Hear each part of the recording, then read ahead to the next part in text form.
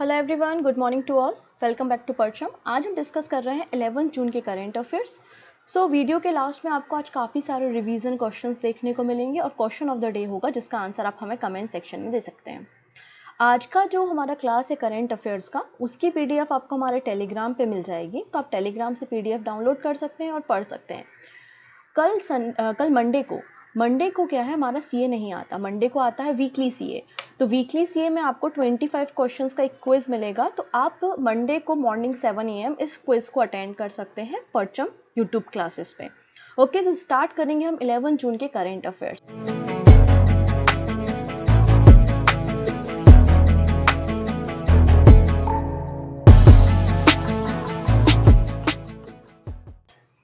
आज के सबसे इम्पॉर्टेंट न्यूज़ हमारे पास है, international shooting sport federation junior world cup finish हो चुका है, जो कि जर्मनी में आयोजित किया जा रहा था। अब क्वेश्चन ये है कि मेडल टैली में भारत की कौन सी रैंकिंग है। तो what is the position of India in the medal list of international shooting sport federation junior world cup. अंतर्राष्ट्रीय निशानेबाजी खेल महासंघ जूनियर विश्व कप की पदक तालिका में भारत का कौन सा स्थान है। तो आंसर हो जाएगा फर्स्ट। अगर आप देखेंगे इस मेडल टैली को, तो भारत की जो रैंकिंग है वो फर्स्ट नंबर पे है। भारत ने टोटल 15 मेडल जीते हैं, जिनमें से 6 गोल्ड मेडल, 6 सिल्वर मेडल और 3 यहाँ पर आपको ब्रोंज मेडल देखने को मिलेंगे। तो आपको 2 क्वेश्चन यहाँ पे याद रखने हैं। पहला, international shooting sport federation junior world cup कहाँ हुआ था, तो जर्मनी में हुआ था। फर्स्ट पोजीशन कौन की है, भारत की है। कितने मेडल के साथ, 15 मेडल, जिनमें 6 क्या है, गोल्ड मेडल है। ओके, अब 27 सालों के बाद भारत एक ऐसा इवेंट ऑर्गेनाइज करने जा रहा है जो कि बड़ा इम्पॉर्टेंट है। हम बात करने वाले हैं मिस वर्ल्ड के बारे में। तो लास्ट टाइम मिस वर्ल्ड का आयोजन, मतलब मिस वर्ल्ड के लिए जो होस्ट था भारत, वो 1996 में था। तो लगभग 27 ईयर्स के बाद अब फाइनली भारत फिर से ऑर्गेनाइज करा रहा है मिस वर्ल्ड पीजेंट 2023। तो न्यूज़ क्या है हमारे पास कि Miss World pageant 2023 will be organize in which country. तो मिस वर्ल्ड 2023 इवेंट को ऑर्गेनाइज कौन से कंट्री के द्वारा किया जाएगा, तो आंसर हो जाएगा इंडिया। इंडिया इसे आयोजित करेगा और ये 71st नंबर का मिस वर्ल्ड होगा। 71st मिस वर्ल्ड 2023 इसे होस्ट करने जा रहा है भारत, लगभग 27 ईयर्स के बाद। लास्ट टाइम भारत ने होस्ट किया था इस इवेंट को 1996 में। ठीक है, भारत की तरफ से अभी जो मिस वर्ल्ड 2023 का आयोजन हो रहा है, उसमें भारत की तरफ से कौन रिप्रेजेंट करेगा इंडिया को, तो आंसर हो जाएगा सिनी शेट्टी। तो मिस इंडिया वर्ल्ड 2022 हैं सिनी शेट्टी, जो कि मिस वर्ल्ड 2023 में एज अ कंटेस्टेंट रिप्रेजेंट करेंगी भारत को। तो सिनी शेट्टी का नाम आपको याद होना चाहिए। अब अगला क्वेश्चन ये है कि अभी प्रेजेंट मिस वर्ल्ड कौन है। मतलब अगर आप बात करो मिस वर्ल्ड 2022 के बारे में, तो अभी प्रेजेंट में कौन है, तो पोलैंड की हैं। आप देखेंगे यहाँ पे पोलैंड की है मिस वर्ल्ड कारोलिना विसेल्वस्का। ओके, ये जो है अभी प्रेजेंट में current world cup miss world हैं। अब यहाँ पर भारत में कौन कौन सी ऐसी फीमेल्स हैं जिन्होंने मिस वर्ल्ड का टाइटल जीता है। तो सबसे पहले तो आप लोगों को रीता फारिया का नाम याद होगा, क्योंकि वो पहली इंडियन है जिन्होंने मिस वर्ल्ड का टाइटल अपने नाम किया था, रीता फारिया 1966 में। फिर ऐश्वर्या राय 1994, डायना हाइडेन 1997, युक्ता मुखी 1999 और प्रियंका चोपड़ा 2000 एंड लास्ट थी हमारी मनुषी छिल्लर 2017 में। और इस साल सिनी शेट्टी जो है वो इंडिया को रिप्रेजेंट करने वाली है मिस वर्ल्ड 2023 में, और भारत 27 सालों के बाद इस इवेंट को होस्ट कर रहा है। तो ये दोनों न्यूज़ बड़ी इंपॉर्टेंट थी जो आज हमने डिस्कस अभी करी। आइए अब कुछ पर्सन हम देख लेते हैं जो न्यूज़ में है, मतलब हमारी अपॉइंटमेंट्स। पहला न्यूज़ है यहाँ पे, which Indian American has been appointed vice chairman of finance department of Harvard University. तो हार्वर्ड यूनिवर्सिटी मतलब विश्वविद्यालय के वित्त विभाग का उपाध्यक्ष किसे नियुक्त किया गया है, तो आंसर हो जाएगा ये इंडियन अमेरिकन है जिनका नाम है रितु कलरा। तो रितु कलरा जो कि एक इंडियन अमेरिकन है, investment banking and financial management expert है, और इन्हें हार्वर्ड यूनिवर्सिटी में वाइस प्रेसिडेंट अपॉइंट किया गया है for finance and chief financial office. अगले पर्सन जो न्यूज़ में है उनका नाम है संजय स्वरूप। ठीक है, अगर आप लोग ने वो जो हमारी देखी होंगी ये तरीके के, आप लोगों ने ट्रक्स में देखा होगा या रेलवे लाइंस में देखा होगा, इस तरीके के बॉक्सेस रखे होते हैं जो कि इंपोर्ट एक्सपोर्ट करने में काफ़ी यूज़ होते हैं। इन कंटेनर्स को आई होप आप लोगों ने देखा होगा। तो हम इसी कंपनी के बारे में बात करने वाले हैं। सो PESB picks Sanjay Swarup to be the next CMD of Concor. तो पब्लिक इंटरप्राइजेस सिलेक्शन बोर्ड के द्वारा संजय स्वरूप का नाम रिकमेंड किया गया है for the post of chairman and managing director CMD। किस कंपनी के CMD बन गए हैं? तो ये बन गए हैं CMD कॉनकर। कॉनकर मतलब container corporation of Indian limited के, जो कि एक इंडियन पब्लिक सेक्टर अंडरटेकिंग है। इसके पहले ये as a director same company में सर्व कर रहे थे, लेकिन अब इन्हें CMD बना दिया गया है। अब ये जो container corporation of India limited है, ये ट्रांसपोर्ट और हैंडलिंग ऑफ कंटेनर का काम करती है, हमारे गुड्स वगैरह को ट्रांसपोर्ट करने का काम करती है। कंपनी एक्ट 1988 के अंतर्गत इसको 1989 में सेटअप किया गया था। ओके, नेक्स्ट बात करते हैं हम। अगले जो पर्सन न्यूज़ में है उनका नाम है Anant Raman. Anant Raman is a new TransUnion CIBIL chairman. तो अब ये कौन है? बेसिकली एक बैंकर हैं ये, जिन्हें ट्रांस यूनियन सिविल का नॉन एग्जीक्यूटिव चेयरमैन बनाया गया है। नाम है वी अनंत रमन। इनका रोल क्या होगा? तो इसके पहले इन्होंने हालांकि काफ़ी सारे, जैसे Indian hotel company limited, axis asset management company, IIFL home finance limited, e-com express limited, ऐसी कई सारी कंपनीज में इन्होंने काम किया। एक शानदार बैंकर है और ये रिप्लेस कर रहे हैं श्री MV नायर को, ठीक है, जो कि 11 साल से चेयरमैन थे ट्रांस यूनियन सिविल के। अब ट्रांस यूनियन सिविल के चेयरमैन कौन बन गए हैं? अनंत रमन बन गए हैं। तो अब ये ट्रांस यूनियन सिविल क्या है, क्या काम करती है, आइए हम देखते हैं। तो एक इंडियन क्रेडिट इंफॉर्मेशन कंपनी है। हमारी कंट्री में जो कई सारे बड़े बड़े बिजनेसमैन और इंडिविजुअल्स जो होते हैं वो लोन वगैरह लेते हैं, तो उनकी क्रेडिट फाइल को मैनेज करने का काम, हैंडल करने का काम ये ट्रांस यूनियन सिविल करती है। The company maintained credit file on approximately 600 million individual and 32 million businessman. Okay, next है the company provides loan related information to the lender, financial institute and individual seeking loan assistant. अब आपने किसी bank से loan लिया है, तो आप हो सकते हैं डिफ़ॉल्टर बन गए हो, आपका NPA हो गया हो, तो उसकी पूरी इन्फॉर्मेशन ये रखती है अपने पास। और जब आप किसी दूसरे बैंक के पास जा रहे हो लोन लेने के लिए, तो वो जाएगी सिविल के पास कि ये व्यक्ति मेरे से लोन लेने आया है, तो इसकी रेटिंग क्या है, क्या इसका पहले का लोन, मतलब इसका हिस्ट्री कैसा है कि पहले इसने लोन लिया था, पैसा चुकाया है कि नहीं चुकाया है, एट्सेट्रा। तो वो पूरे जो इन्फॉर्मेशन है वो मेनटेन करने का काम ये करेगी। 2000 में बनी थी ये बॉडी, मुंबई में इसका हेड ऑफिस है। नेक्स्ट बात करेंगे NCPCR। NCPCR क्या है? National commission for protection of child rights. NCPCR national commission for protection of child right के द्वारा शुरू किया गया है एक campaign addiction free Amritkaal. As a part of आज़ादी का अमृत महोत्सव, यहाँ पे एक कैंपेन लॉन्च किया गया है एडिक्शन फ्री अमृतकाल कैंपेन, जिससे इंडिया को एडिक्शन फ्री किया जा सके। किससे एडिक्शन फ्री करना है? टैबेको से, ड्रग्स से, इन सारी चीज़ों से। और बच्चों को भी प्रोटेक्ट करना है कि बच्चे भी इन सारी चीज़ों की गलत आदतों में ना पड़े। तो campaign is organized by the NCPCR in the partnership with tobacco free India, a citizen group. Okay, चलिए देखिएगा, यहाँ पे एक्सप्रेस इन्वेस्टिगेशन की रिपोर्ट है। इन्होंने रिसेंटली एक रिपोर्ट पब्लिश की, क्योंकि झारखंड स्टेट गवर्नमेंट के द्वारा एक एप्लीकेशन फाइल की गई थी। उसमें बताया गया है कि जो प्रधानमंत्री कृषि सिंचाई योजना चलती है, उसके अंतर्गत आधार कार्ड का मिसयूज़ किया गया है बेनिफिशरीज को क्रिएट करने के लिए। तो उसके बारे में हमें बात करनी है। लेकिन हमारे लिए इम्पॉर्टेंट क्या है इस न्यूज़ में? हमारे लिए इम्पॉर्टेंट ये है कि प्रधानमंत्री कृषि सिंचाई योजना क्या है, इसे कब लॉन्च किया था, किसने लॉन्च किया था और क्या इसके एम है। आइए बात करते हैं। प्रधानमंत्री Krishi Sinchai Yojana, Aadhaar card being misused to create beneficiary. Under the Pradhan Mantri Krishi Sinchai Yojana, Aadhaar cards being misused to create beneficiaries under per drop more crop scheme in Jharkhand state has been revealed. तो रिसेंटली झारखंड स्टेट गवर्नमेंट ने ये बात बताई कि जो पर ड्रॉप मोर क्रॉप स्कीम के अंतर्गत यहाँ पे जो प्रधानमंत्री कृषि सिंचाई योजना, उसमें आधार कार्ड का मिसयूज किया गया है बेनिफिशरीज को क्रिएट करने। इस स्कीम को लॉन्च किया गया था 2015 में।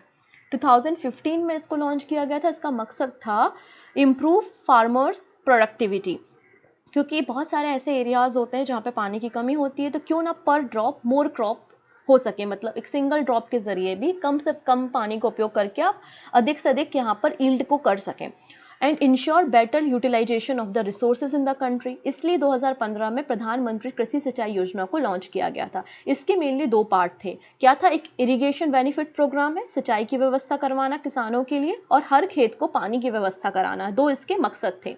अभी जो प्रधानमंत्री कृषि सिंचाई योजना है इसके भी दो पार्ट थे, पहला था पर ड्रॉप मोर क्रॉप स्कीम और दूसरा कंपोनेंट था इसका वाटर शेड डेवलपमेंट कंपोनेंट, जिसको department of land resource run कर रहा था और पर ड्रॉप मोर क्रॉप को रन कर रहा था department of agriculture and farmer welfare.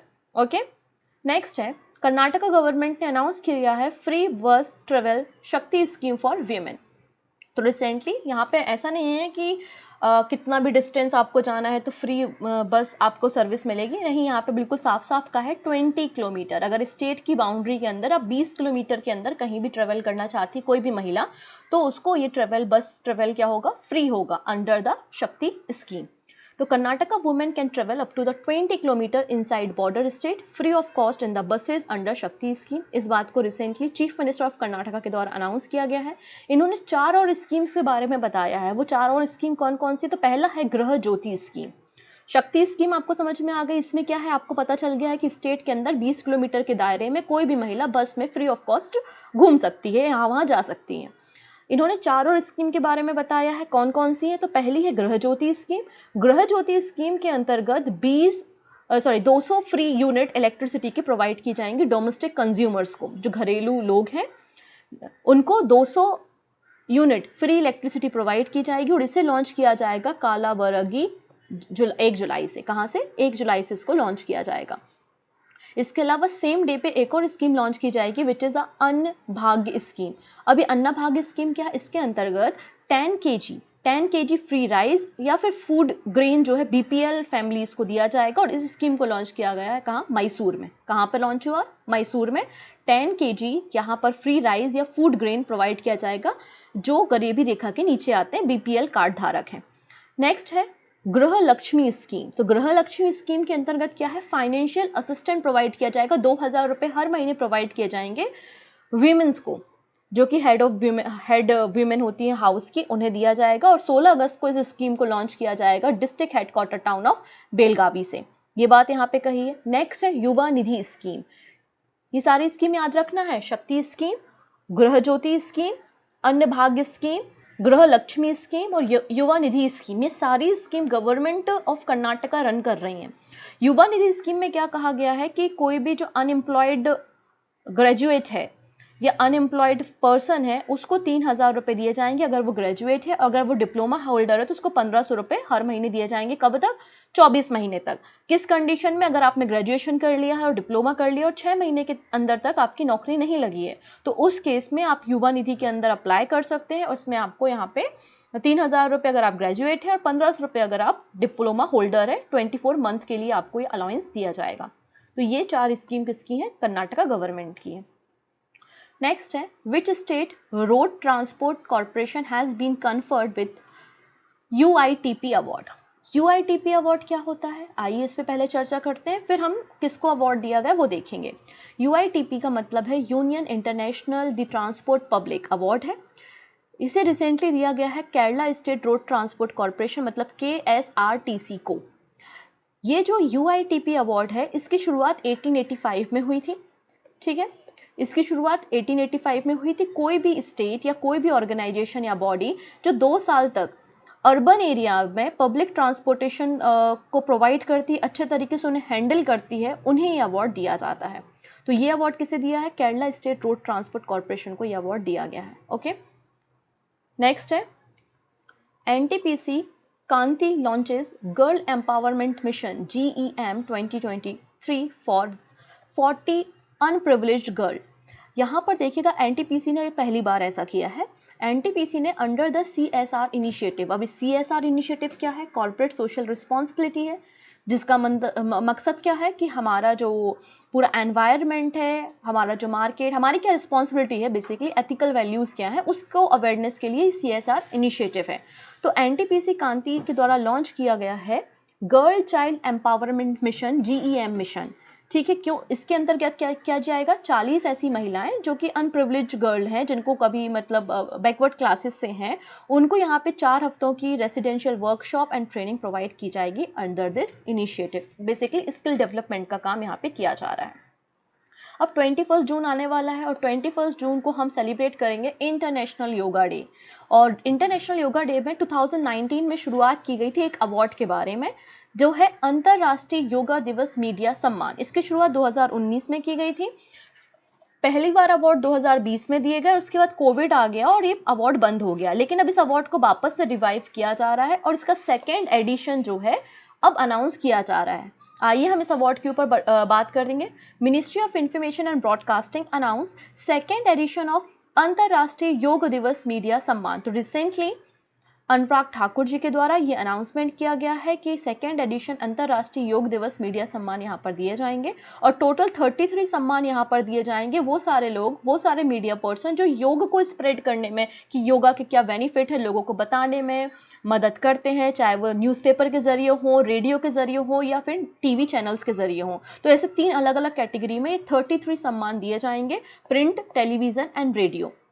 और ये चाहे वो किसी भी मीडियम में, मतलब हमारे जो शेड्यूल 8 है उसकी जो 22 भाषाएं हैं, 22 लैंग्वेज और प्लस इंग्लिश, तो सभी भाषाओं में उन्होंने योगा को स्प्रेड करने में अगर मदद की है तो उनको ये अवार्ड यहाँ पर दिए जाएंगे। ये बात ministry of information and broadcasting के द्वारा बताई गई। पहली बार ये अवार्ड जून 2019 में अनाउंस किए गए थे। इंटरनेशनल डे ऑफ योगा की शुरुआत 2015 में की गई थी, क्योंकि यूनाइटेड नेशन जनरल असेंबली ने 27 सितंबर 2014 में मोदी जी के कहने पर एक रेजोल्यूशन पास किया था। उसके बाद 2015 से हर साल हम इंटरनेशनल योगा डे सेलिब्रेट करते हैं। नेक्स्ट बात करेंगे एक छोटी सी बॉडी के बारे में, कमीशन ऑफ रेलवे सेफ्टी।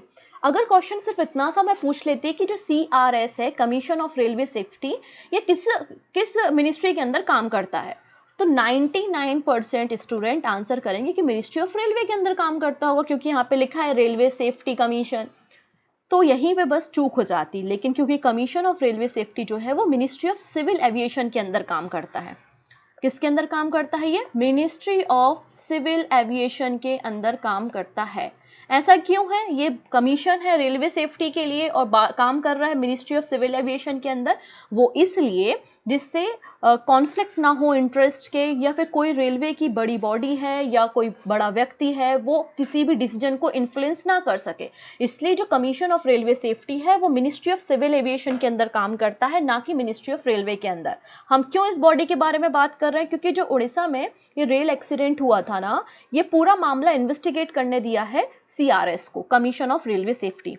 तो ये जो CRS है ये इन्वेस्टिगेट करेगी उड़ीसा रेल एक्सीडेंट को under the ministry of civil aviation. इस बॉडी को बनाया गया था to deal with matter related to the safety of rail travel and operations, investigation, inspection और एडवाइजरी के लिए अंडर द रेलवे एक्ट 1989, और उसका हेडक्वार्टर आपको लखनऊ में देखने को मिलेगा। ठीक है, चलिए नेक्स्ट बात करेंगे। यूनियन मिनिस्टर सर्बानंद सोनोवाल, इन्होंने लॉन्च किया है सागर समृद्धि ऑनलाइन ड्रेजिंग मॉनिटरिंग सिस्टम। अब इस सागर समृद्धि ऑनलाइन ड्रेजिंग मॉनिटरिंग सिस्टम क्या है, जिसे रिसेंटली सर्बानंद सोनोवाल ने लॉन्च किया है, इस पे हमें चर्चा करनी है। तो सबसे पहले ड्रेजिंग क्या होती है? तो एक मशीन है, मशीन के ज़रिए जो नदियों का मड होता है या कैनल्स में, समुद्र में जो वेस्ट मटेरियल है, जो मड है bottom of the river, canal, ocean, sea से, तो उसे स्पेशल मशीन के ज़रिए रिमूव करना, हटाना, ये आपका ड्रेजिंग कहलाता है।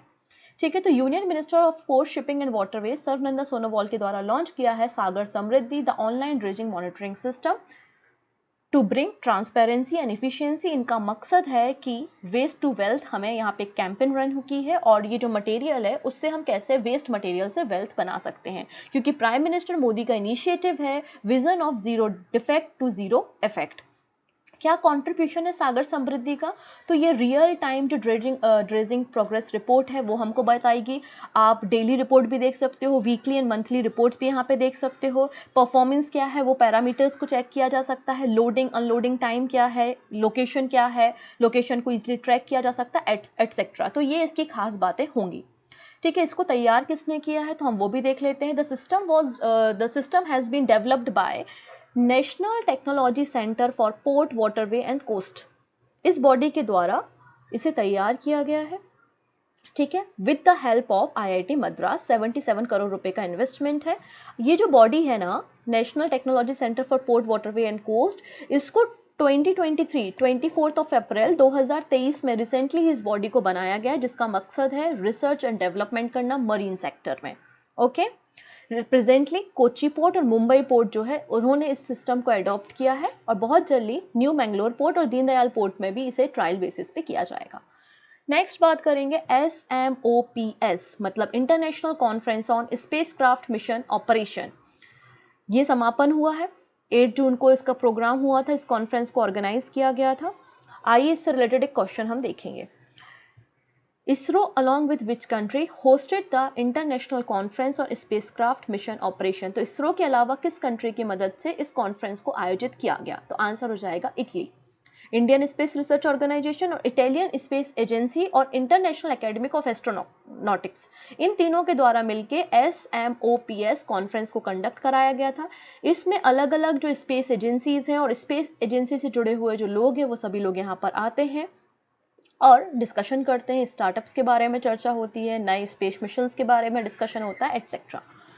ठीक है, तो ये आज का हमारा करंट अफेयर्स था। अब कुछ शॉर्ट न्यूज़ है वो हम देख लेते हैं। तो पहली बात यहाँ पर जो CBDC है, याद आया डिजिटल करेंसी जो कि RBI ने लॉन्च की थी। तो रिजर्व बैंक ऑफ इंडिया का टारगेट है 1 million user of the central bank digital currency by June and. तो जून एंड तक का टारगेट है RBI का कि कम से कम 1 मिलियन यूजर हो CBDC के। नेक्स्ट है गवर्नमेंट ऑफ इंडिया ने एक पीस कमेटी बनाई है, मणिपुर में जो हिंसा हो रही है उसके लिए, और इसके चेयरमैन है governor of Manipur Anusuiya Uikey. Next है माइक्रोसॉफ्ट और एयर जल्दी पार्टनर इन दोनों ने पार्टनरशिप की है रूरल एरिया में इंटरनेट कनेक्टिविटी को एक्सपांड करने के लिए। ओके, अंत पे हम बात करेंगे रिवीजन क्वेश्चन के। काफ़ी सारे क्वेश्चन देखते हैं। सबसे पहली बात है माहिर जो स्कीम है इसका फुल फॉर्म क्या है? तो mission on advance and high impact research. Option number D बिल्कुल करेक्ट हो जाएगा यहाँ पर। नेक्स्ट है 5th फूड सेफ्टी इंडेक्स में स्मॉलर स्टेट कैटेगरी में किसने टॉप किया है?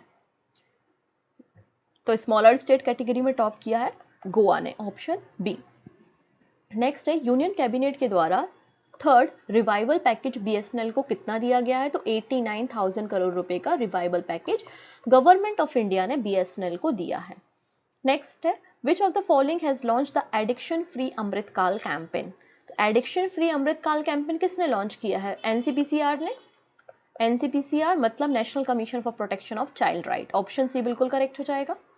नेक्स्ट है according to the Mercer cost of living survey कौन सी सिटी है सबसे मोस्ट एक्सपेंसिव सिटी? तो आंसर हो जाएगा, भारत की अगर बात होती तो भारत में तो मुंबई है जैसा कि मैंने बताया था, लेकिन यहाँ पे भारत की बात नहीं हो रही, पूरे वर्ल्ड में बात हो रही, तो आंसर है हांगकांग, ऑप्शन बी यहाँ पे करेक्ट है। नेक्स्ट है recently RBI monetary policy committee की मीटिंग हुई थी और इनकी रिपोर्ट आई है। इसमें MSF क्या है? MSF और बैंक रेट बराबर होते हैं which is 6.75%, option number C बिल्कुल करेक्ट हो जाएगा। नेक्स्ट है when a company make an offer और invite the public in general to subscribe its share it is known as. तो इसे क्या कहते हैं? जब कंपनी पब्लिक को इनवाइट करती है उसके शेयर्स को खरीदने के लिए, उसे हम IPO कहते हैं, initial public offer, option B.